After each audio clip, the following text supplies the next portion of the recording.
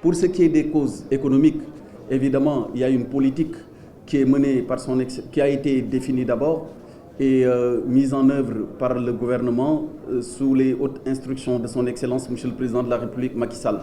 Elle inclut, dans sa phase opérationnelle, l'équité territoriale avec la déconcentration de la mise en œuvre de ces différentes politiques au niveau territorial, mais dans le sens même de son application au plan matériel, on a vu qu'elle comporte plusieurs branches, cette politique. D'abord, on a vu les déclinaisons à travers les financements des jeunes, à travers la formation professionnelle, à travers plus récemment, à partir de 2021, le programme Xëyu Ndaw Ñi.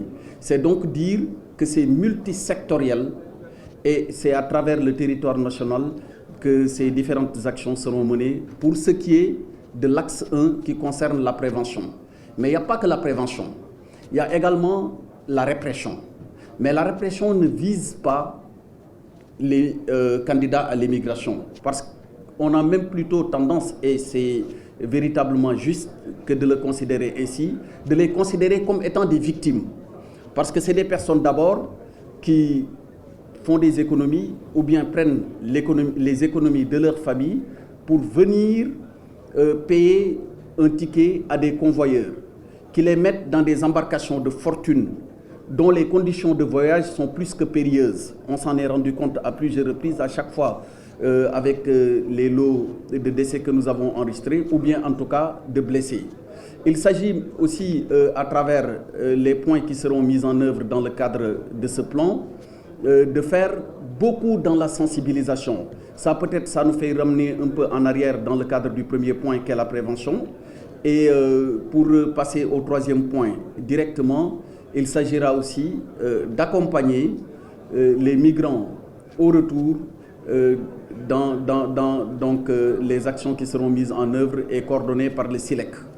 Voilà, pour ne citer que ces 3 points, parmi les 5 qui ont retenu tout à l'heure notre attention, pour dire que, et ça crée un lien quelque part même avec la dernière question qui a été posée, il n'y a pas d'absence de politique migratoire. Quelqu'un l'a dit tantôt dans le cadre de sa question, nous avons connu un document qui a été élaboré déjà en 2018 dans le cadre du PSE par à l'époque ce qui s'appelait le ministère de l'économie, des finances, du plan et de la coopération. C'est des documents qui se complètent, pour ainsi dire, ou qui précisent. Ce dernier document vient préciser le document cadre qui était cette politique qui sert de cadre référentiel à la politique de migration au Sénégal. Mais dans sa nouvelle déclinaison avec l'implication de tous les acteurs du secteur, mais aussi des partenaires techniques et financiers. Quand je parle des acteurs du secteur, je parle de l'association des migrants, je parle des communautés de base, je parle de l'association des migrants qui sont de retour, mais au-delà, avec l'accompagnement aussi des partenaires techniques et financiers, on a pu, pendant 18 mois, échanger avec tous les acteurs concernés. On a pu recueillir les avis des uns et des autres. On a pu élaborer un document qui a été soumis d'abord, avant la cérémonie qui nous réunit aujourd'hui, à la validation technique d'experts dont la connaissance en la matière ne souffre d'aucun doute. C'est au bout de ce long processus qu'il a été retenu de valider politiquement ce document et de le mettre en œuvre à travers ce qu'on a indiqué tout à l'heure et qui représente les 5 axes d'intervention de la stratégie nationale de lutte contre la migration irrégulière. Voilà ce que je voulais dire en substance sur ce point concernant autant la politique migratoire, concernant les différents axes qui nous servent de base ou de point d'appui pour mettre en œuvre le plan d'action, et enfin expliquer très clairement que c'est dans une démarche globale, inclusive et participative, au cœur de laquelle c'est la prévention qui est mise en avant. Parce que comme on dit en Wolof, c'est-à-dire mieux vaut prévenir, en français on le dit d'une autre manière aussi, mieux vaut prévenir que de guérir. Et ce n'est pas une fatalité que d'observer des jeunes prendre la route maritime ou bien même, même si on n'en parle pas très souvent, prendre la route tout simplement terrestre en passant par le Mali et par le Niger. Tout cela a été étudié et minutieusement étudié et des solutions ont été proposées et leur mise en œuvre, à notre avis, on n'en doute point, permettra de réduire drastiquement le phénomène de la migration. Je voulais aussi en profiter pour dire l'expert qui a été retenu pour conduire les travaux, que je remercie au passage, a insisté sur ce point. La migration n'a pas que des causes économiques. Alors, bon nombre de jeunes sont originaires, ou même de femmes, sont originaires de localités à forte tradition migratoire. Souvent, ils nourrissent le rêve d'aller rejoindre leurs parents, ce qui est légitime. Et les regroupements familiaux, on ne les connaît pas seulement en Afrique. Assez souvent, vous pouvez voir certains de nos amis ou camarades du Nord venir au Sénégal et être rejoints ou bien par leurs conjoints ou par leurs enfants. Donc c'est tout à fait légitime que de vouloir se regrouper familialement. C'est l'une des causes de l'immigration, à côté des causes naturellement économiques. Au-delà de ces causes, comme je l'ai indiqué tout à l'heure, il y a les causes sociologiques. Le porte-parole du gouvernement, le ministre Abdou Karim Fofana, en a fait cas il y a 2 ou 3 jours. Il a raison. À travers même les études qui ont été faites dans les différentes localités, on a pu observer que des candidats à l'immigration qui n'avaient absolument pas de problème économique ont pourtant tenté l'aventure.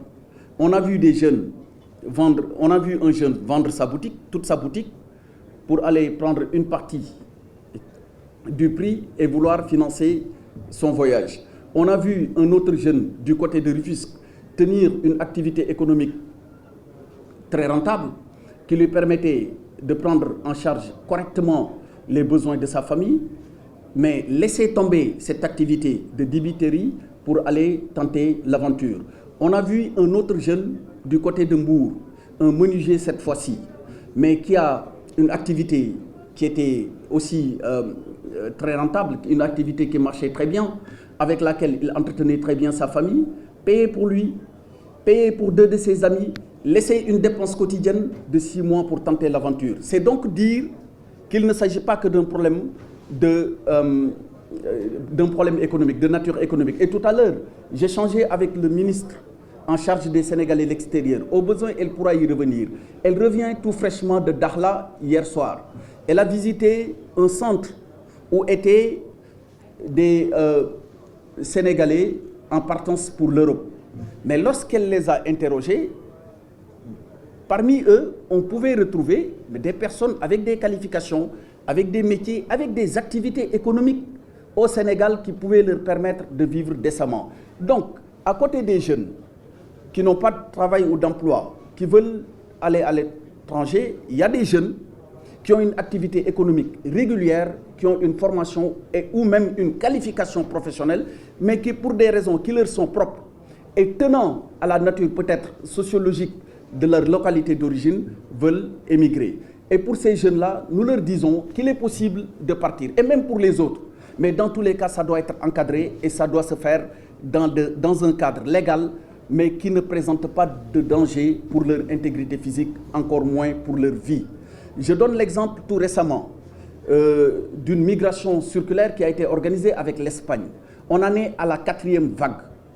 À plusieurs reprises, il y a eu des jeunes qui sont partis en Espagne parce que le besoin se fait sentir dans certaines branches d'activité. Ils sont sélectionnés à la suite d'un appel à candidature, et c'était sous l'égide tout récemment du ministère de la Jeunesse en rapport avec le ministre des Sénégalais de l'extérieur. Ils sont là au moment où nous parlons, ils sont en Espagne. Ils peuvent travailler, revenir et la saison prochaine repartir. Et ça préserve autant leur vie que leur intégrité physique. Voilà ce que nous pouvons donner comme exemple en termes de migration, mais qui est encadré, qui est légal et qui préserve la vie de nos concitoyens, surtout jeunes, parce que nous avons besoin de leur énergie, nous avons besoin de leur mobilisation, parce que ce pays ne se fera pas sans eux.